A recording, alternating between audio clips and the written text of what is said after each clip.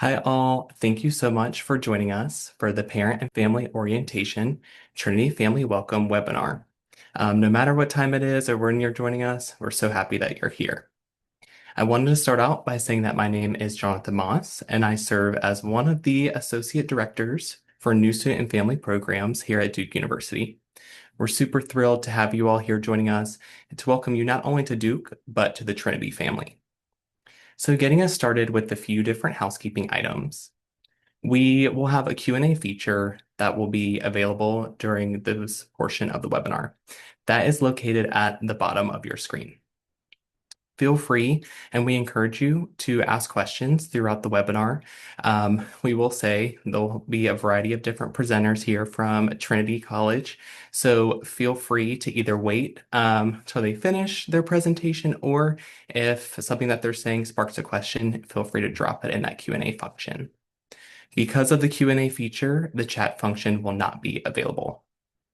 Lastly, this webinar is currently being recorded, and it will be accessible via our webpage within 72 business hours. So without further ado, I'm delighted to introduce you to the Dean of Undergraduate Education for Trinity College, Dr. Deb Reisinger.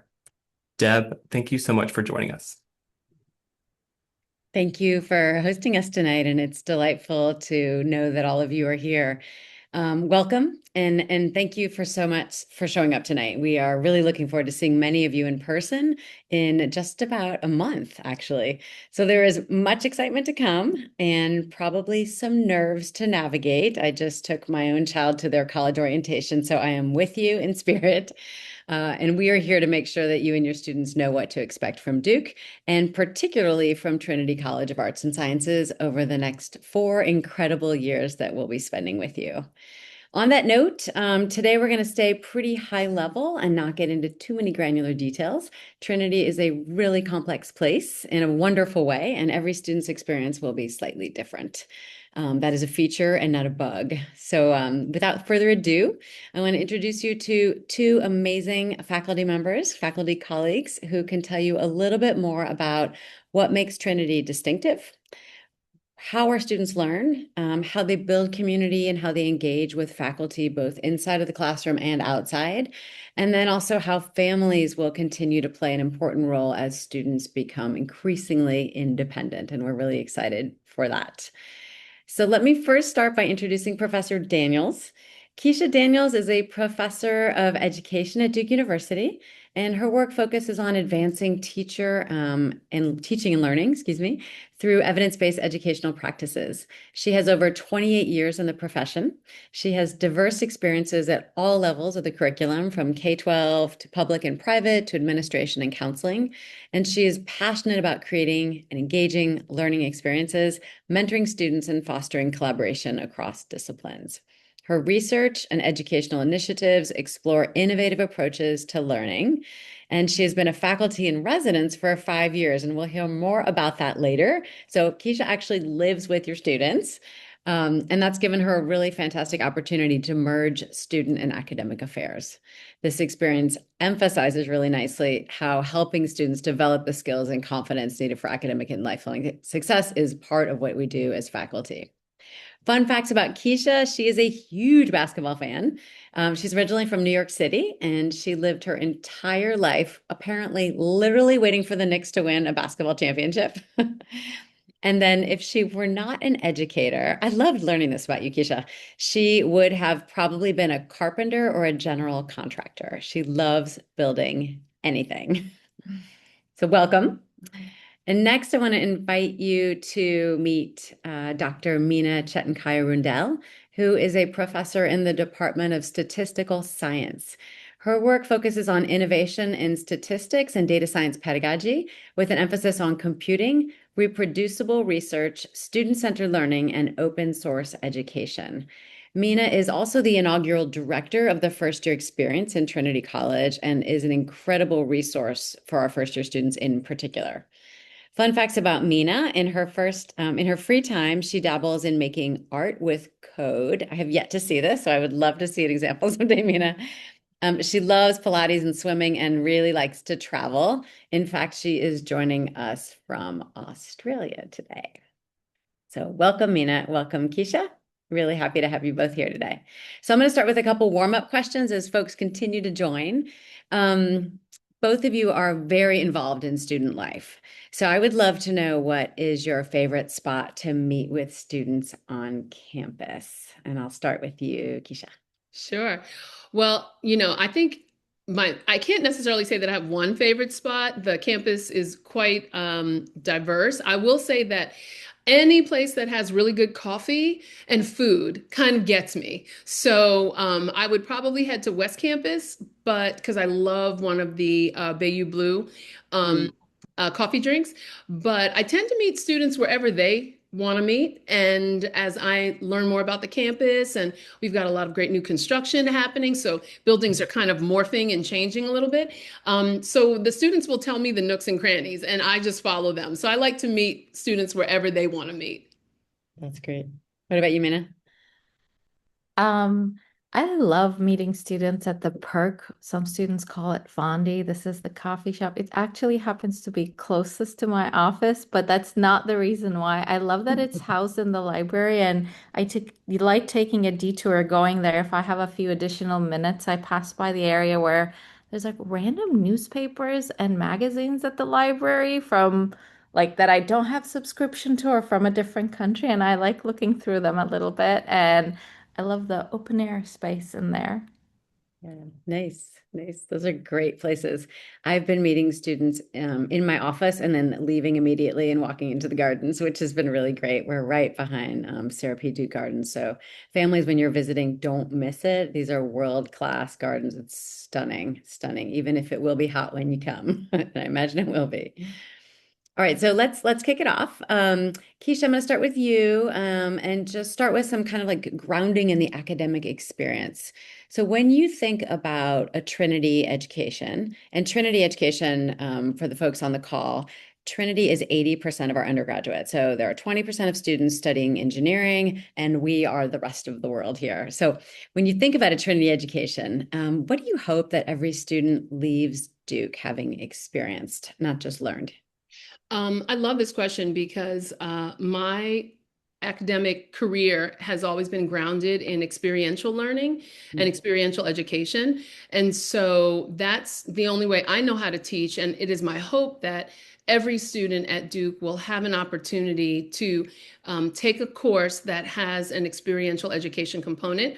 And luckily enough, we have constellations, and that is one of their first kind of entry points into experience classes, coursework, content that may look a little different than a traditional lecture or a traditional sit and get opportunity. Experiential learning for me and in my coursework and the courses that I teach really get students into the community of Durham, but not every experiential learning opportunity looks the same. That's how I choose to connect my students to the content, is through learning more about the neighborhood and the neighbors that they will have for the next 4 years. And that's our rich Durham community. So experiential learning to me is paramount to I think, a hallmark Trinity education. Yeah, we are on the same page there. Mina, what could you add to that? Like, what would you say are the most important qualities about how we educate our undergraduates? And you're welcome to talk about our curricular values if you want, but also obviously to answer that in any way you see fit. Yeah. I will start with the curricular values. So we have a new, now 1 year old curriculum in Trinity, the Arts and Sciences curriculum. And the pillars, the values of this curriculum are connection, curiosity, and epistemic humility. When we talk about connection, we mean connection across disciplines, but also connection across humans. Keisha mentioned constellations. That's one way students do their first year experience. Focus clusters is another way. Both of them are designed with connection across disciplines and across humans in mind. And I think that's really, really important and gives students this like shared intellectual foundation in their first year that I think is wonderful. Curiosity, I hopefully don't need to say more, but it is we're so lucky to have curious students coming to Duke, and I feel like it is our job to continue to cultivate this curiosity over the next 4 years. Um, Even at times when going deep into something you're really interested in seems like the most important thing you may want to do to succeed in that one course, to get that one job or internship, it's really important to continue to stay curious. And I hope we're like sort of planting the seeds for that in the first year. And humility sort of goes hand in hand with that as well. Another thing I will say is that students throughout their 4 years here experience many different ways of learning. Like Keisha mentioned, experiential education. They're going to be in small seminars. They're going to be in large lectures. They're going to be hands-on in a computational lab or a chemistry or biology lab. So I think experiencing these different things is important for students to find what works best for them. And getting to do that more in their first couple of years gives them the opportunity to continue pursuing the type of learning, type of classroom learning, type of outside of classroom learning that works best personally for them. Yeah. Yeah, that's really nicely put.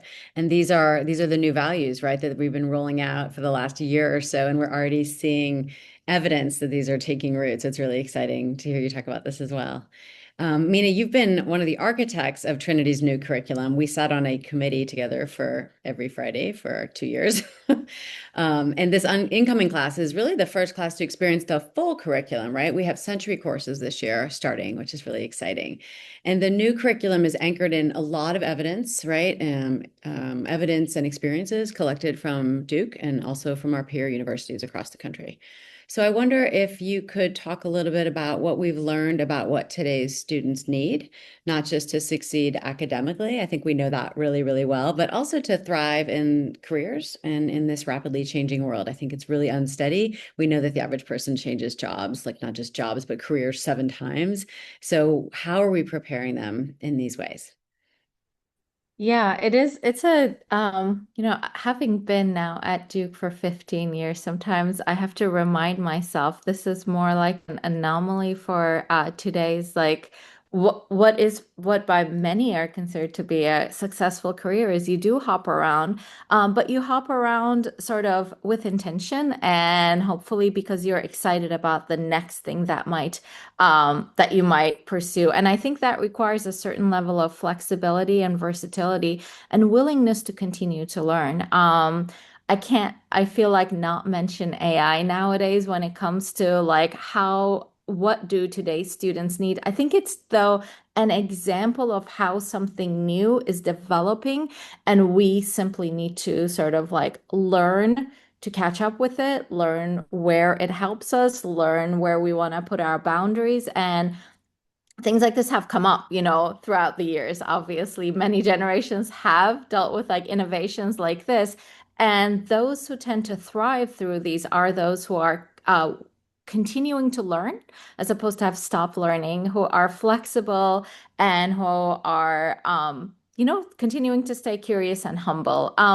The way we try to address these in the curriculum. So we've talked a little bit about the first year experience. I'll say a couple of words about Sentry courses as well, as they were also designed to cultivate curiosity for our students. So each major at Duke is going to be offering a Sentry course. This is the course they're saying if you take one course from our department or program, this is the course you should take. It's not necessarily meant to be a gateway course. It can be. And for many students, it might serve as one because they might get curious about that topic and want to continue to learn more. But the design of these courses isn't about necessarily preparing the students for the second course in the sequence, but to give them a broad overview of what this discipline is about. So if it ends up being the only course a student has taken from that discipline, they have learned enough to sort of be able to carry intelligent conversation around it or decide for themselves if they want to go deeper. I'm really excited that these are launching this year. Students are going to find more about them and hopefully we'll be taking them over this year and the next. Yeah, I think there's about 30. No, we've got about 20 are launching this fall. 20 something of them Yeah, on yeah, offer this year. And I imagine that's in the fall. I yeah. imagine there may be more in the spring as well. Yeah. Yeah, I've been watching them with a lot of curiosity as well. I want to sit in on as many as I can because there were certainly subjects I avoided in college. And if you want Hmm. to avoid a subject, this is the right class to take because it's going to be the most broad and the most interesting. And I'm not talking about your discipline, Mina, which I love, but I was scared of statistics. So Well, full I will be disclosure and full teaching the humility Sentry here. course, so you're welcome. Yeah, I know. I might take your class. What makes you most excited about the curriculum? Like we've talked about Sentry courses a little bit. What else? Either of you? I, another thing I will say is these experiential activities that students are doing as part of their first year experience. Students obviously do lots of things outside of the class, but the fact that they're now like a required part of a constellation or a focus cluster means that every student is getting to experience this as opposed to students who seek it out or students who have, perchance stumbled into a course that happens to have an aspect like this. Um, some of these experiential activities are taking students out of the campus and into Durham, and getting to, you know, on one hand, learn about the history of the community they're in, and also get a nice bite in town, for example. So I feel like it's like a really nice mix of learning something new, but also just sort of hanging out with your peers and with your faculty members as well. I am always pro anything that, um, helps us faculty showcase ourselves as full human beings as opposed to just folks sort of like delivering content. Many students who come to office hours get to know us in that way a lot more, but not all students do. Maybe I'll put a plug in for office hours. That's a great, I think, another untapped resource on average, but this, I think, will be an opportunity for each student to get to know some of their faculty members, sort of outside of the classroom, what they're intellectually interested in, but also, as I said, as full humans, and um, hopefully will motivate them to seek that sort of relationship with their faculty members in their years 2 through 4 as well. Yeah, that's great. And that's what I was thinking about, like, in terms of what Keisha was saying, you've just followed up there. And I wanted to expand on this a little bit more. We're known for experiential learning. We are known for our undergraduate research. And I think what surprises a lot of our students is how accessible these opportunities are and how accessible their faculty are. This is what I love about Duke. Like learning does not stop when class ends. So Keisha, since you are in the first year dorm even like you spend a lot of time in the residence halls, obviously you live there. I'm curious if you can talk a little bit about ways that students continue conversations outside of the classroom because I think you see them more and you talk to them more than many of us get to. So what do they tell you? What are they doing? Ooh, Yeah. okay, I'm not going to give away too many of the juicy secrets, but what I have found being a faculty in residence for 5 years, this will now be my sixth year, is freshmen are pretty consistent with what they come in with, right? So I know every group of students is unique and original in their own way, but the freshman experience tends to be fairly consistently dynamic. That's what I like to tell my students. And so one of the things that they will always ask me about is, I want to do research. I want to do research. And so I really try to help the students, not just the students who live in the same residence hall that I live in, but any students who ask me. I want them to kind of get a very large idea of what research looks like, because sometimes research gets pigeonholed into, well, it's in a lab. And for a lot of our STEM students, that's what they know research to be, but our humanities students may not necessarily know what research looks like for them. And so I tell them to keep an open mind and possibly even to research in areas that you are not already an expert in. So maybe you are a STEM student and you want to be pre-health or you want to be bio or math. Look at a sociology research opportunity because it will give you so much more interdisciplinary perspective on your field that you are interested, right, in being a part of. But research looks really different. We have an amazing network for undergraduate research, and you guys will learn more about this, students and parents. You can let your students know that we have a vehicle called Muser, which is a nice way to link faculty and students up with research. And so, for instance, like I know myself, even though my field is education, when I'm looking for students who are interested in completing research with me around teacher engagement, learning engagement, I take students from all areas because I look more to see, well, are they creative? Are they interested? Do they respond to my emails on time, right? Or within a good amount of time? Are they curious, right? That's one of our pillars. Do they want to collaborate? Do they like to collaborate? So the research opportunities outside of formal research are pretty wide and diverse. And so they are here. We don't have any shortage of research opportunities for students. We also have best connections. And these are all sort of institutionalized ways to engage in research. But there are probably other ways that I myself have even forgotten in this, short opportunity to share with you. But get to know your faculty. Mina talked about that, a little earlier. We want to get to know you. We really do. So I think we both can say that some of probably our greatest experiences have been when students have just come up to us and say, so what do you research? What are you interested in? What brought you to do? Same conversations that we probably, would ask them as well. So that's kind of my long and short. Yeah, that's a great answer. And I'm trying to scrape my brain for like all the things that we haven't mentioned, and I can't not mention Flunch, of course. So Oh, yes. students have so many opportunities, right, to meet with faculty through research, through classroom, through experiential activities, but also through lunch that they can just invite a faculty member to lunch and Duke will pay for it. I mean, you parents are paying for it, of course, in the end. But yes, thank you so much. It's a fantastic opportunity, and students can flunch somebody who is not their faculty member, just Yeah. someone they think is interesting. They Yeah. can't take their course, but they just want to get to know them a little bit better. And we all like to go to lunch. Everybody likes to go to lunch. And Yeah. I will say that that's one of my most widely attended events in the dorm is come talk about how to flunch because students sometimes will feel, not just first year students, all students get a little nervous sometimes about reaching out to faculty. And the questions are always the same. How do I email them? Why would they want to meet with me and have lunch? And I always say, why would we not? Like, it's just something that we'd love to. So that's one of my most attended events in the residence halls. I love that you offer that to students too. So I hope you're hearing parents on the call that there are so many supports as your kids are arriving and you're not just abandoning them, like, right? They're meeting with their first faculty in residence who's telling them like this is how you do these things. You're getting shadowed and mentored along the way, which is great because as a faculty member, there is nothing sadder to me than sitting in my empty office during office hours wondering where the students are because they're too nervous to come see me. So we want you to come. We want to help. This is why we do these jobs. We absolutely love this.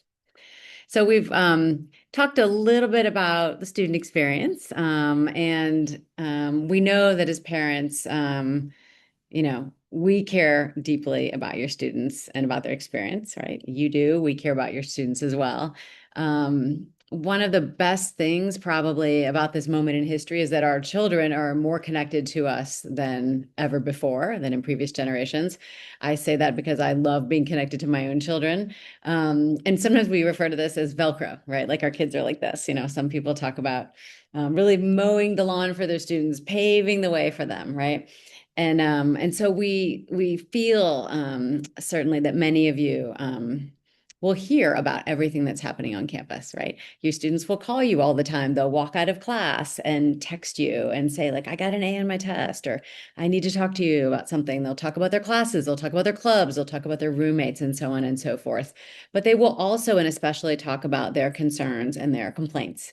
And that's good. That's a signal of a really strong relationship. And we want to take this opportunity to let you know that it's okay to let go a little bit. We have your kids, your students, they will be fine. Nearly everybody who starts at Duke graduates. Nobody has trouble keeping up with the curricular requirements. They can still major in biology and go study abroad, right? They can still do Duke Engage. They can still participate in faculty mentored research and so on. They might not get their first choice for their internship, for their club, for their research experience, but they will probably get their second if it's not their first. And it's okay. Everybody will find something that allows them to explore their interests. And we want to help students sit in that space of discomfort sometimes and in the space of I didn't get my number one, but that's okay with me too.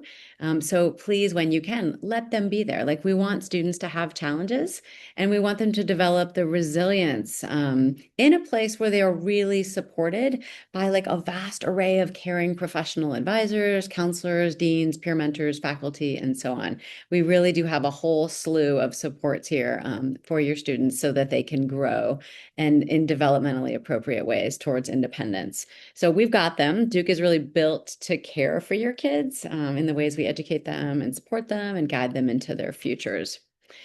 So to both of you, I wanted to ask if you could talk a little bit about how family members on this call can still stay engaged with their students' Trinity experience, especially now that they're not under the same roof. Like I'm sending my kids off to college, and so I'm thinking about this question a lot myself. Like there's excitement and anxiety, and families are naturally going to wonder, like, who is looking out for my student once they're here? And so I want to turn that to you. Like, who specifically are the folks who will be looking out for them? Mina, you want to start? Yeah, yeah. So I'll start with sort of part of their academic experience.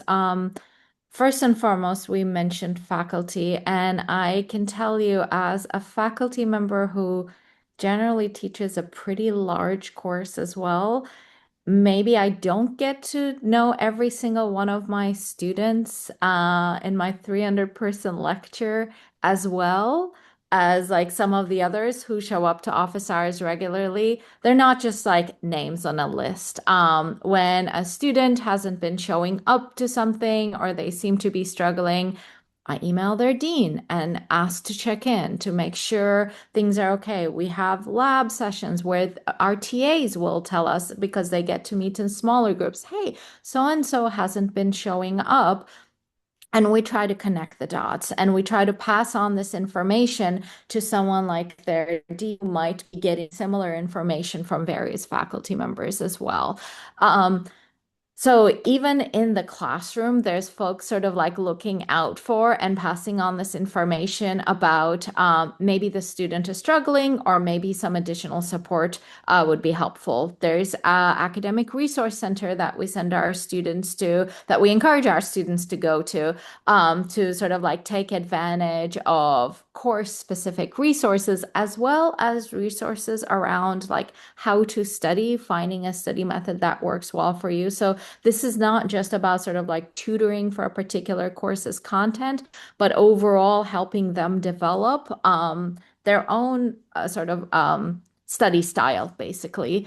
And in addition to this, there's lots of other resources on campus. I will say one of the resources that students do find, but sometimes it takes them some time, is peers. That is, say they're interested in a particular discipline or a major, looking for the majors union, for example, and starting to attend their events. Not necessarily taking a leadership role, that's not what I mean, but just attending events and learning from students who have been through this path before and have navigated challenges like, what if I'm taking both of these courses and also wanting to do this other thing? I'm on a dance group and I'm, applying for an internship and I have a heavy course load. How do I manage all of this? Just hearing one-on-one from their peers can also be really helpful. Yeah, those are great suggestions. Keisha, can you add anything else to that? There's a lot. Yeah, I know. So my role is very unique in that I live somewhere in the middle between academic affairs and student affairs. And that kind of pendulum swings, all the time. Because I am a faculty in residence and I live in the residence hall, I'm living in Trinity Residence Hall. So if there are any students who are going to be in Trinity, woohoo, look for me, come see me. But you'll probably see me anyway because I'll be walking my dog and I live a very normal life. I also have children who have been through college. I'm taking my daughter who will be a junior, right, in college, but she grew up really on Duke's campus because she was there with us in the house.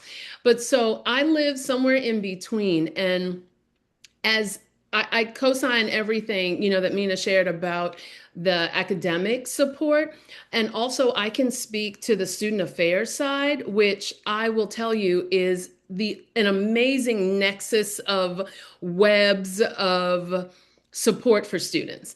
And so for me and other faculty in residence, there's one of us in every freshman dorm. So you will see us around even if you're not in Trinity. Hopefully, you'll meet the faculty in residence for your children's or your child's dorm. But our role isn't necessarily to be supplanted by student affairs. It's really to supplement and to help students too feel more of a human connection, I think, with faculty. We can kind of sometimes feel like, oh, that's our professor. Yeah, that's my professor who's walking her dog. That's my professor who's walking into the dorm with groceries. Maybe I'll hold the door for her, right? That's my professor who, when we have a fire drill, guess who's out there also? It's me. And so I think that one of the nicest things that I've experienced being in this role is to see how connected your children are to student affairs. And the RAs, the RCs, we get to know students. I get to know students in my dorm, and then I'll see them on campus when we're all on the C1 on the bus going to West. And they always seem surprised. They're like, oh, wow, here you are. But if they need anything, that's a time when they'll say, oh, hey, Dr. D, I was wondering, do you know about blah, blah, blah, blah, blah? Or where is this dorm? Or where is this building? Or who can I connect to here? And I think what they understand pretty quickly is that we are here for them regardless of what they need, right? And what time of day. And I really appreciate that. It has given me, being a faculty in residence has given me such a unique opportunity to build relationships and connections with students that really helps to impact my teaching. And so I look forward to it every single year. Yeah, I'm about to move into the dorm with you. Sounds good. It's fun. Yeah. Students are not what people will always say to me, how in the world, why would you choose to do this? And I tell them all the time, I think you guys are underestimating college students. They're not like, it's not like the animal, or the It's Animal not like House it used to of years be. gone. Yeah, it's just not. It's so much fun. And they are so witty and so talented and so smart and very creative and just nice people. And so why would you not want to live with those type of people? Oh, that's so nice to hear. I hope that feels good to the parents on the call. So, Oh, for those of you on the call, the parents on the call, so when your student calls frustrated about a class or roommate or registration or something, I think you know now, and you've heard from everyone, there are a lot of people here that they can talk to. So they don't just need to call you, right? You can say to them, who have you talked to about this, right? What resources have you tried? Did you call up your mentor? Did you go to the ARC? Did you talk to your FER? How have you advocated for yourself? Because college is about, a lot more than earning a degree, obviously. It's also about being able to adult, and we want our students to be able to get there too. So I hope that helps you with feeling confident about where your kids are landing. And so I want to ask one final question before we close out and open it up for questions. So for Amina and Keisha both, if you could give every family listening tonight one piece of advice before August, what would that be? Maybe my one piece of advice would be don't come with a 4-year plan. I think a few weeks plan is great, but let that take shape while they're here. I think it's great to have sort of ideas about what that plan might look like, of course. We don't want any student feeling lost either. But oftentimes, such long-term planning, I think, results in a lot more grief about how something didn't exactly line up, even though there's another path of getting there. So that would be my one piece of advice. Can I just add to that? Like, that is such brilliant advice. And it is so challenging because your students did everything perfectly to get here, probably. And there was a plan and they followed it. And we really do want to disrupt that in the kindest and most gentle way possible, because curiosity is about trying something new and being open enough to say, wow, I think I found my passion and it's a little bit different. And that's great, because people who follow their passions are very happy. And in the end, I think that's what we want, right? Is happy humans are the best ones to be around. Yeah. Keisha, what would you add? I would add, kind of playing off of our earlier conversation. I tell students to find your person, whoever that person is. It doesn't have to be a faculty person. It can be a staff person. You find someone on campus who is established, who is your go-to, and it doesn't always have to be a go-to in a way that you're always asking them a question about something that you need. It might just be somebody you check in with frequently. And it might be a faculty person who you saw at Brody Gym and you realize that, oh, they are also interested in yoga because I'm in yoga. Maybe I might, want to strike up a conversation with them. It takes a little bit of putting yourselves out there as students, but it's so worth it in the end.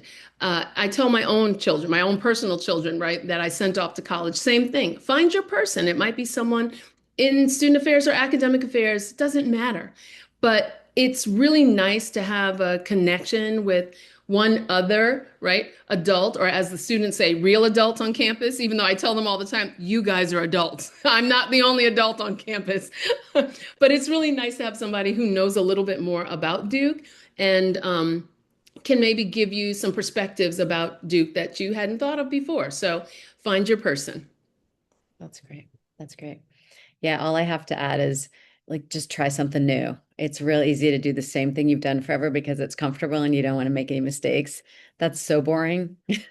We have so many opportunities, whether it's just an interesting phys ed class or a different club or a class you just eeny, meeny, miny mode because you wanted a Tuesday, Thursday at 10 o'clock. Like, go for it.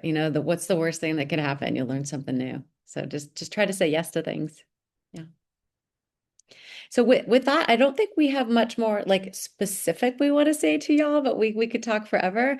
We'd love to turn it over to any questions that may be coming up in the chat from the folks on the call.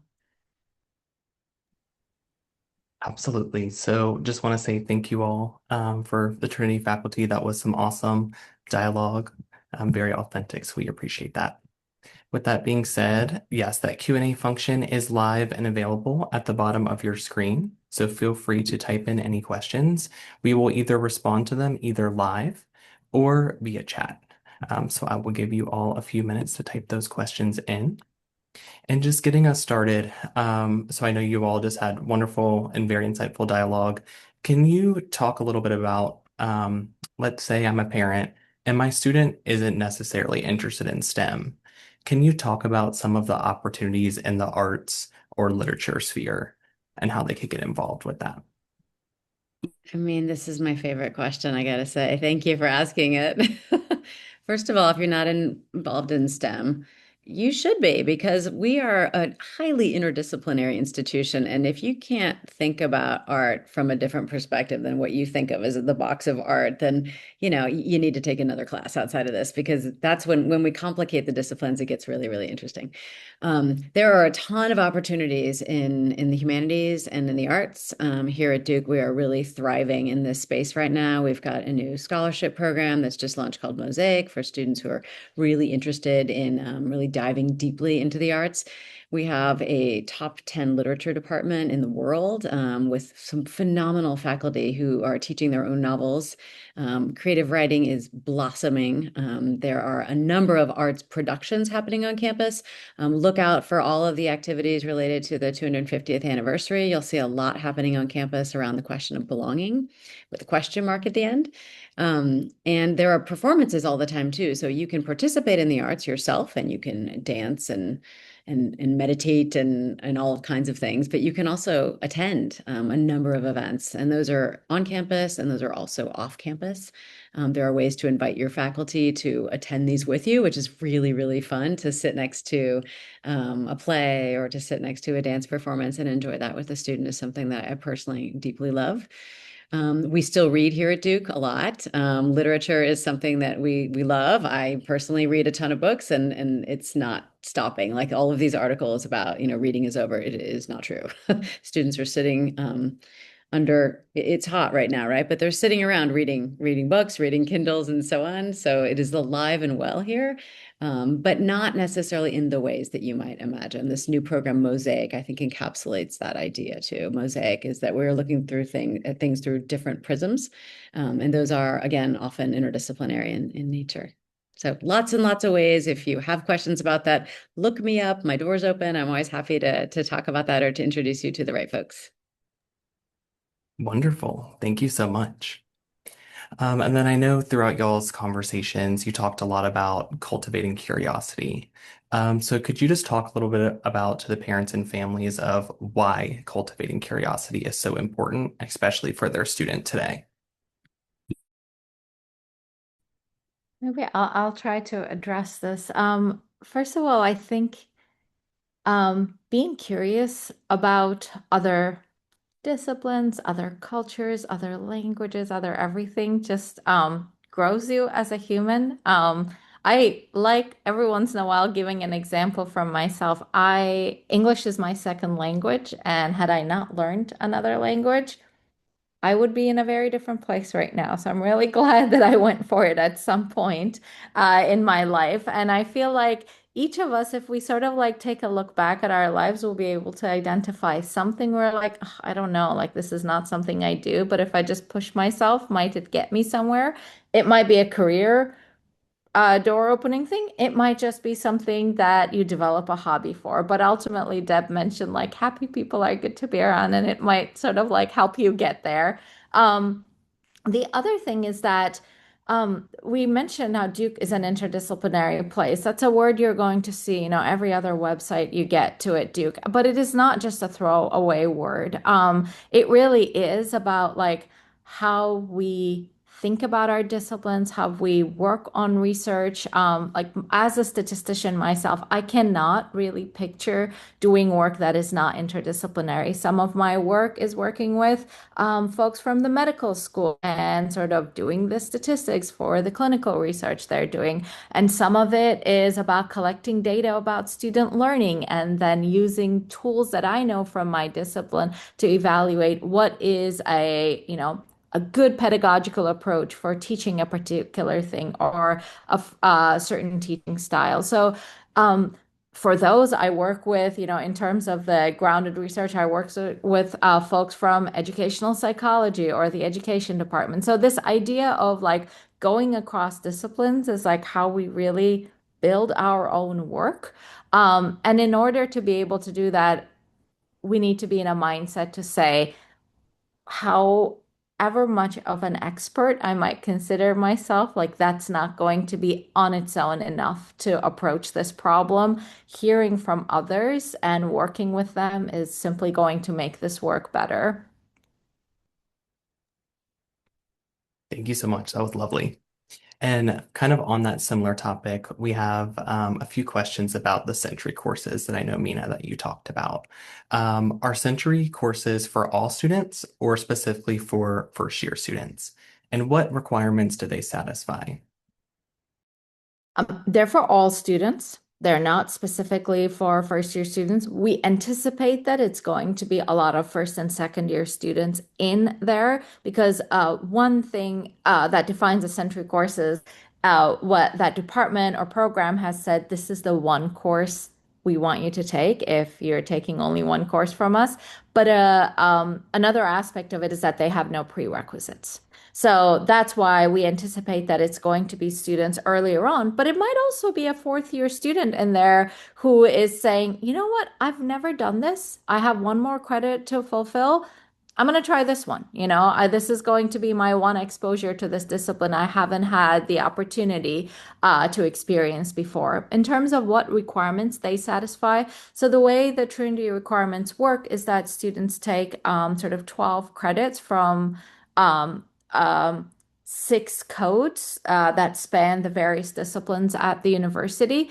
And these Sentry courses count for two as opposed to one of those. So it's also a perk that they get in terms of like experiencing this other code that what your students will be referring to, but really sort of represents the different ways of thinking across the university.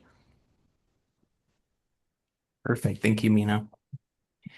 We have another question about some parents have a student who is maybe not necessarily clear of their career path.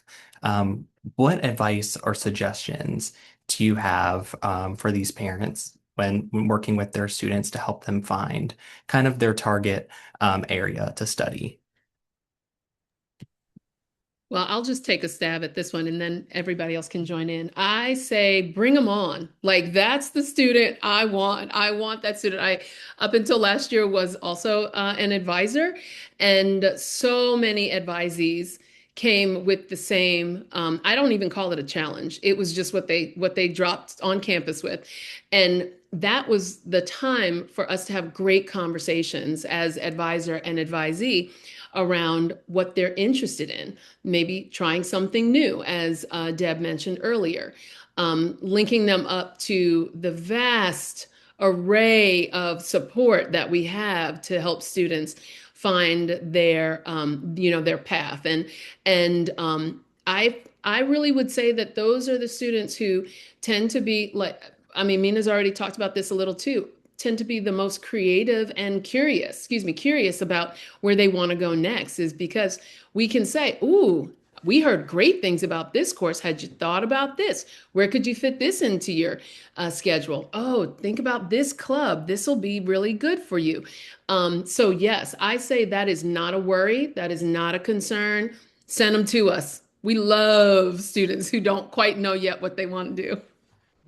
I just want to riff on that a little bit more because I 100% agree. And your advisor is a fantastic place to start. Each of our students has an advisor that will be with them for 2 years, and then they'll move on to working with their major advisors. So these folks are here all the time to talk to you about these big questions.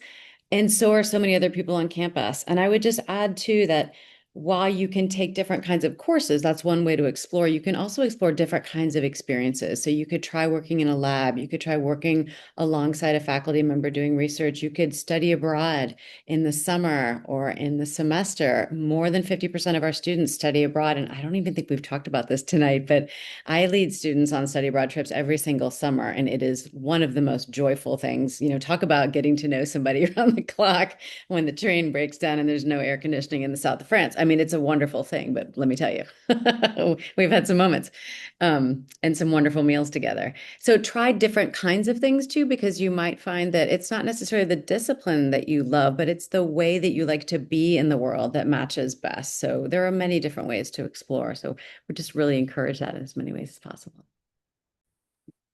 Perfect. Thank you, Keisha and Deb. Great advice. Alrighty. So we have a question from a parent and family member. They're curious, is there a risk for students who want to explore in their first year, just different academic, maybe areas of expertise or courses? Do they have a risk of falling behind? And are they still able to graduate on time? I'm happy to take this because I'm recently stepping down from my director of undergraduate studies role, but I've done that for many, many years. I was a director of undergraduate studies for statistics, and one of my tasks as part of this role was graduation clearance, like looking through every single student and say, are they ready to graduate? And I have not come across this sort of a thing once in many years of doing this. Students do take different paths. There are students I've certainly talked to, say in their junior spring or senior fall, saying, hey, you're going to also need to do X. So, how do we fit that in there? But it is never at the very end that they are like finding out I have fallen behind, like barring some sort of like life event that may have happened. That's an exceptional case for which there's great support at Duke for anyway. But in terms of their academic planning, you don't end up falling behind in that way. What you end up doing is connecting with the support along the way so that you're sort of like, if you change your mind about which track you're following, you can get back into that track so that you are completing your studies at the right time. Wonderful. Thank you. And it seems like those were all the questions that we had this evening. So I want to first say thank you to you all, the Trinity faculty, for being here and sharing your expertise and welcoming our new parents and families to Duke. And also thank you for all those who joined us live and who are watching our recording later. As a reminder, this recording will be available within 48 to 72 business hours. So feel free to go back. It'll be live on our webpage and rehear the awesome information that these faculty members shared. So we're wishing you all a lovely day and thank you for being here. Thank you. We look forward to seeing you in a couple weeks. Yeah. Thank you. Bye. Thank you.